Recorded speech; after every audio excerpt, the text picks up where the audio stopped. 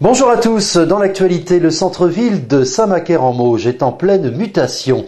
Des travaux ont commencé dans l'îlot du Tamarin afin d'y implanter la Maison des Arts qui regroupera en 2014 toutes les associations culturelles. À 2 pas de la mairie, l'îlot du Tamarin va devenir un lieu de vie. Alors effectivement, on est en plein cœur de bourg, on se situe tout près de la mairie et de l'église que vous devez voir derrière moi là. On a un espace relativement important qui aujourd'hui est occupé par diverses usines, des jardins. La mairie aujourd'hui se retrouve actuellement propriétaire d'une partie de cet aménagement. Donc on va commencer par créer la Maison des Arts, en y ajoutant quelques parkings. Et puis au fur et à mesure du temps, on y prévoit un aménagement complet d'habitation côté rue Pasteur. Alors, les démolitions ont déjà un petit peu commencé. Là, il y a des maisons qui vont tomber. Ça va vraiment changer l'aspect. Alors, on en est au tout début des travaux. On a commencé par détruire un premier bâtiment avec une partie d'un mur. On a effectué le désamiantage de la maison qui se trouve place Henri Doisy. Et on va continuer par la démolition de cette habitation, qui nous donnera donc un accès direct de la mairie vers le Tamarin et la Maison des Arts.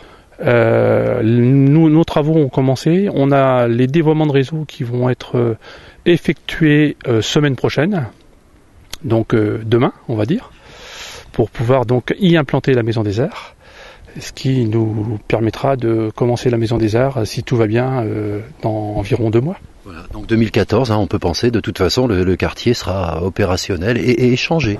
On espère. On va redonner une vie à ce centre par l'intermédiaire du Tamarin. Que va-t-il y avoir dans cette Maison des Arts ? Alors, elle va accueillir, comme son nom l'indique, tous les arts, que de la musique, peinture sur soie, de la sculpture, l'harmonie, la chorale et l'école de musique cantonale. Donc tout ça dans un environnement qui s'appelle le Tamarin. Vous avez pu visiter, je crois, tout à l'heure. Et ce bâtiment va s'implanter au milieu. Grand bâtiment ? Oui, un bâtiment qui fait environ 600 mètres carrés. Globalement, oui. Ouais. Et qui disposera alors de quoi ? De quels équipements à l'extérieur ? Des salles ? Alors des salles, 2 grandes salles multifonctions d'environ à peu près chacune 110 à 120 mètres carrés. Et puis à l'étage, 4 petites salles qui vont servir à l'atelier art et peinture. Et puis en bas aussi tout ce qui va accueillir l'école de musique.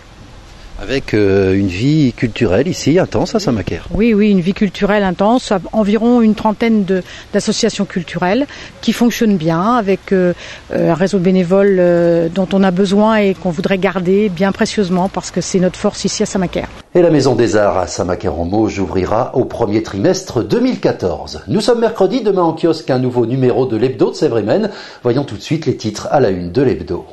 À la rédaction de l'Hebdo de Sèvres-et-Maine pour les unes à paraître ce jeudi. Bonjour Hervé. Bonjour Philippe. Bonne année puisqu'on ne s'est pas encore vu. Également j'allais vous le dire, donc également bonne année et tous mes meilleurs vœux à vous et puis à tous les auditeurs de TV3P. Ce sont même des téléspectateurs d'ailleurs. J'ai dit auditeurs, oui. On a l'image aussi. C'est donc...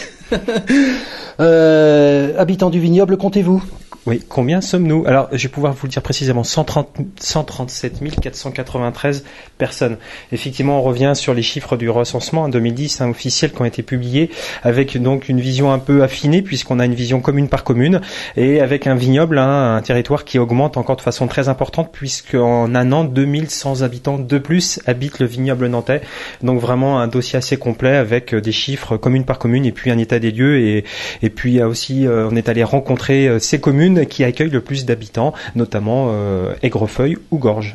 Voilà, Aigrefeuille et Gorges, donc dans d'autres vignobles. Coupe de France aussi, alors sport là. Sport, avec une très très belle réalisation, un résultat de Vertou. Donc l'épopée se poursuit, puisque voilà, ils ont battu en Coupe de France, c'était la semaine dernière, donc les Malouins, et là ils vont affronter une équipe de Ligue 1. La rencontre a lieu le mardi 22 janvier, donc nous y serons, et voilà, avec un compte rendu, un retour sur cette belle aventure de Vertou en Coupe de France. Autre titre à la une, du spectacle maintenant, avec Région en scène qui arrive, c'est un petit peu tous les ans pour le festival de Chaînon-Manquant. Effectivement, ça se passe là encore dans le vignoble, qui accueille donc des troupes de la région, comme son nom l'indique, Région en scène, avec donc des spectacles qui vont avoir lieu donc dans 3 sites différents du vignoble nantais, le Champy-Lambart à Valette, l'espace Saint-Jacques à Clisson et le Quatrain à Haute-Goulaine.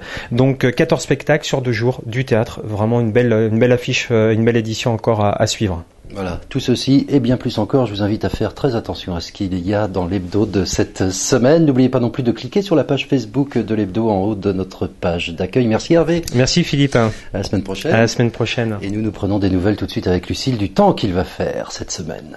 Le château de Chasseloire, domaine Chéreau-Carré à Saint-Fiacre-sur-Maine, vous offre la météo.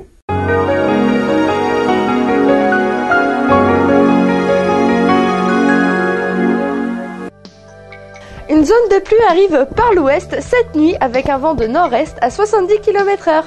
Ces pluies se maintiendront une bonne partie de la journée demain. À l'arrière, pour la soirée et la journée de vendredi, ce sera encore un temps instable avec de nombreuses averses. Cette influence océanique radoucit un peu les températures. 7 degrés au lever du jour, maximal 13 degrés. Bonne soirée à tous et à demain.